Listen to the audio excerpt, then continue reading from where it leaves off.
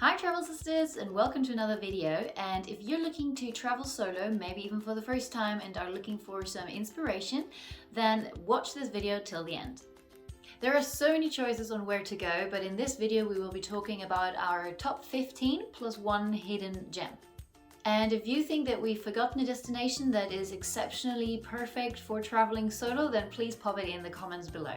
Number 1, Australia. Australia has already won the badge of safest country twice in a row and is followed by Iceland, New Zealand, Canada, which are also on our list.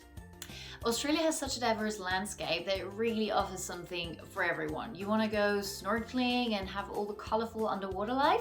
Go to the Great Barrier Reef. If you want to have really wide open landscapes, go to the outback.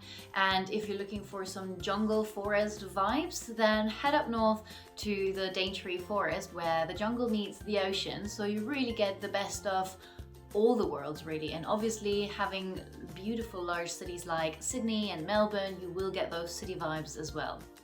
Another plus is that the native language is obviously English, so everyone speaks perfect English and the locals are very friendly. Though they have a lot of slang, so sometimes you might not think they're actually speaking English because Australians are known for having their own sort of little language. But don't worry, they do actually speak very good English if you force them to. On top of all that, you have a very well established chain of lots of hostels, so even if you are traveling solo, you'll never really be alone if you don't want to, because you can meet lots of other travelers who are staying in hostels. And even if you're not staying in hostels yourself, you can still go to all the events that the hostels usually organize for their solo travelers mostly. If you want to check out even more details, just head into the info box. We have the link to the blog post that this video will be linked to as well.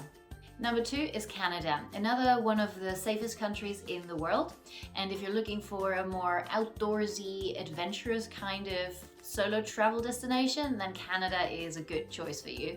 On the one hand, you have all the very culture and history rich cities like Vancouver, Toronto, and you can even brush up on your French skills as well in the French speaking parts of Canada.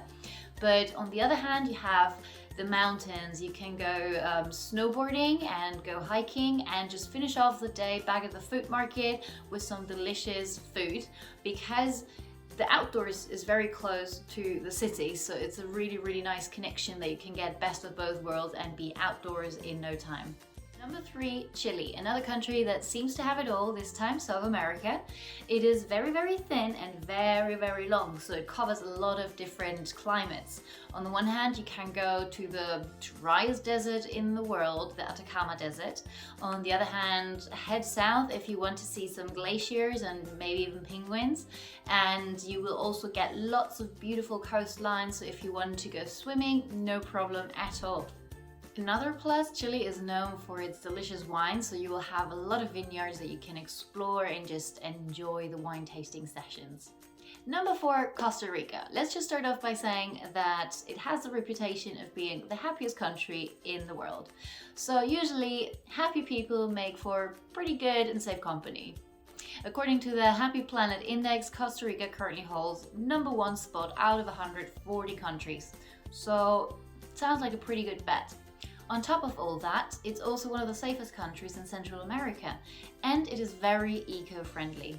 It prioritizes its wildlife preservation because it is one of the most biodiverse nations in the world. And they also try to focus on hydro and wind energy, so it does attract a lot of sustainable-minded travelers. There are a lot of great starting points for solo travelers, for example, La Fortuna or Puerto Viejo. And if you want to see more, just head over to our blog post where we list a few more of great starting points for travelers. And you will also find a lot of great hostels around Costa Rica where you can always meet fellow travelers, so you don't really have to travel solo all the time if you don't want to. So if you're looking for some wildlife, then you might just spot sloths and toucans, but if you're looking for some adventure, you can go ziplining through the forest or explore some bat caves. And if that's filled up all your day, then maybe just finish it off with relaxing in some hot springs. Number 5, Denmark in Europe. So that's another very happy place. It's usually in the top 10 for happiest and safest places in the world. So that's already a very great start for a solo travel destination. On top of that, Danes also speak very good English and are very welcoming. And if you want to have dinner with a Danish family, in the blog we linked to a website where you can organize just that, and I think that's a pretty great way to meet the locals by simply sharing dinner with them. Denmark has a very outdoorsy culture and a lot of history, so if you do like your Viking history specifically, then you should definitely go and see Denmark. And you will also find Kronborg Castle in Denmark, which is a UNESCO World Heritage Site, which actually inspired the Elsinore Castle from Shakespeare's Hamlet. Another great destination for your solo travels is Germany. On the one hand, it's a very safe country and Germans usually speak very good English, so you will get around easily. And on the other hand, you have really great infrastructure.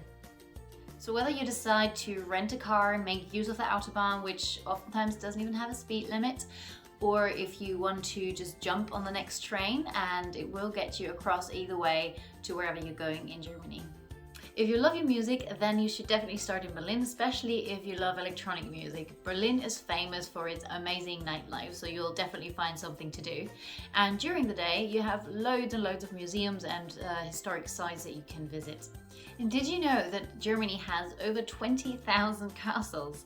I would totally recommend that you check out Schloss Neuschwanstein, which was the inspiration for the Disney castle in the first place.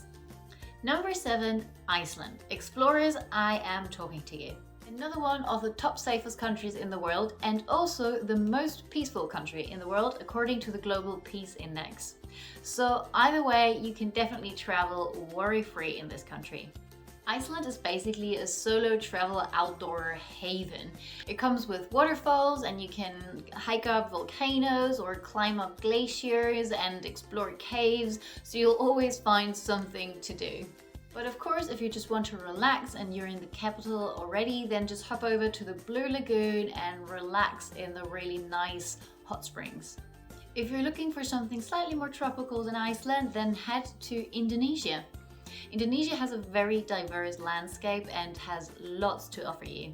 Not only find pristine beaches and beautiful surfing waves, but also volcanoes and lots of hiking and activities and spotting wildlife. We'd recommend that you go island hopping because every island is so different. So on one island you can find it very rugged and remote, but the next one might be very touristy and you get all those cocktails in. So just check out the different islands and find which one suits you best. In the blog post we mentioned a little triangle which includes as well the Nusa Islands, so that might be worth checking out to see if that is one that might suit you. Ireland is another great destination for traveling solo, yet never really being solo at all if you don't want to. Just head to one of the thousands of pubs across the country, order a pint of Guinness, and you'll probably soon find yourself in a conversation with another traveler or a local trading stories from around the world.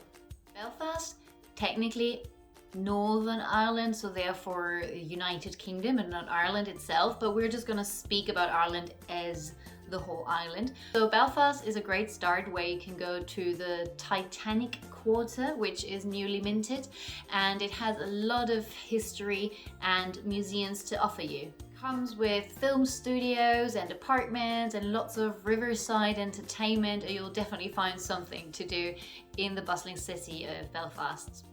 But if you don't want to stay in the city, then I would recommend to head up north to Giant's Causeway. It's a unique formation of rocks that are just by the coast and it just looks absolutely stunning.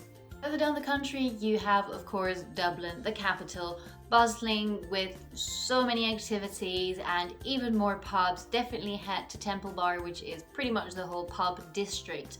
And you'll also find a Temple Bar, the pub itself, and it's definitely worth having a pint there. If you do want to check out much more the landscape than the cities, totally understand it. Hop on one of the buses that would take you all over the country and check out the Cliffs of Moher, which has breathtaking views of some cliffs, or head to Little Galway, which is a small town, really picturesque and loved by many tourists. Number 10, Japan is routinely voted one of the cleanest, safest and friendliest places in the world. A lot of times you'll hear stories where people just work on their laptop in the cafe, go to the bathroom, come back, laptop's still there. Or someone got really drunk and lost their phone or left it somewhere on a bench outside the pub or restaurant or wherever they were going out. And the next morning they go back and it's still there. That's how safe Japan is. It's a brilliant mix of unique culture, amazing food, but also they have just mastered technology. Despite English maybe not being the strongest in Japan, don't worry at all. Japanese are very, very friendly and very helpful. They'll even go out of their way to help you, even if that means that they might miss their train. I've heard lots of stories where this has happened. They were trying to help someone to get to the right train, and in order to do that, they had to miss their own train, but they just did it because that's how helpful and friendly Japanese people are. If you worry about, eating out alone, is it weird? First of all, no, it isn't, no matter which country. But in Japan, it's not only acceptable, but really the norm. You will see lots of people just eating by themselves, and a lot of restaurants really cater to that by just, dinner for one style places. If you want the hustle and bustle of a big city, head to Tokyo. But if you want to take it a bit more relaxed, a bit more tea houses culture, then head over to Kyoto. But if you're there, just visit both, because why not? Number 11, New Zealand. Welcome to the second safest place in the world according to the Global Peace Index. If you're traveling solo, maybe for the first time, and are a bit worried about, what if I don't know what to do next, or do I even get any support, then fear not. Most of the towns have a tourist information center. That's how well they are adjusted for tourists, and they will be happy to help you onto your next destination or with any other query that you might have. And apart from beautiful mountain hikes and also skiing, you will also find glaciers and of course Lord of the Rings. If you're a fan, you'll probably have to check out Hobbiton. You'll be very pleased to hear that yes, it is very close to Australia, but it has none of the deadly animals that the neighbor has. So that's another plus. Next up, Tanzania. This is a great choice for solo travel if you're looking to travel solo, but maybe not just yet completely solo, so maybe in a group. So in Tanzania, you will find lots of safari tours, of course, and a lot of these tours are organized group tours, simply because arranging for the transport can be quite laborsome, getting from A to B to Z, or to see all the different animals. The big five is obviously one of the goals that a lot of tourists have when going on a safari there. So this is really a great start if you're maybe just dipping your toes into solo travel for the first time, because you will be in a group and everything will be organized for you. If you're still wanting to go solo, that's totally fine. You can look for camps or lodges that arrange for communal meals. So basically you can just over dinner or over lunch meet other travelers that might also be traveling completely solo and exchange travel stories, or maybe decide to travel together from that point on. The next one on our list is the land of smiles, Thailand. First of all, the locals are very, very friendly and absolutely used to loads and loads of tourists. So a lot of the things are really very accommodating to tourists. On the other side, it is also a very affordable country to travel, which is great, especially because the food is absolutely delicious and you'll just want to order more and more and more of it. We would recommend two different starting points, either Chiang Mai in the north and then just work your way down, or just start in Bangkok, the capital. Either way, you will find lots and lots of things to do. Our favorite is probably food, just because the food is absolutely delicious in the country, and a lot of times you'll find a lot of great cooking courses as well, which is always a nice way to bond with other travelers, but also with the locals. And if you've gotten really comfortable traveling solo and you're thinking of just extending your trip, you'll be pleased to hear that it's quite easy to extend your visa and just stay longer. Or you can just island hop over to some other countries nearby. Number 14, the United States. Such a big, amazing country. Where do we even start? So I feel like I had to choose at least 3 things to kind of narrow it down even within the country, because, for example, Hawaii is just kind of a country in itself, really. Yes, it's just a state of the US, but it's so different that you could almost think that you're in a completely different country. You will find volcanoes, amazing beaches, you can go surfing, you can go hiking, and you have all the tropical vibe, and the culture is very unique and very welcoming. So that's one of the choices within the United States. The other one is California. I wouldn't say if you've had enough of beaches in Hawaii, because California has some great beaches as well, but I wanted to highlight it for the road trips.